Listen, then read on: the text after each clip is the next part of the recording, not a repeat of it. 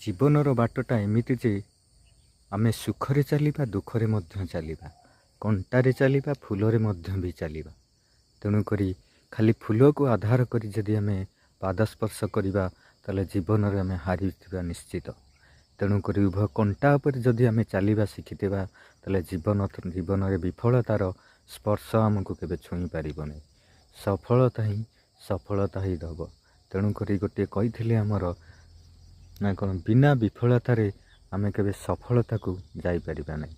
ଯଦି ଆମେ ଲିଫ୍ଟରେ ଯାଇଥିବା ତାହେଲେ ଲାଇନ୍ ତ କଟିଗଲେ ଆମେ ନିଶ୍ଚିତ ବନ୍ଦୀ ହୋଇଯିବା ସେ ଲିଫ୍ଟ ଭିତରେ। କିନ୍ତୁ ପାହାଚ ଚଢ଼ି ଯଦି ଆମେ ଉପରକୁ ଯାଇଥିବା ଆମେ ତଳକୁ ଖସିବାଟା ଅନିବାର୍ଯ୍ୟ। ଜୟ ଜଗନ୍ନାଥ।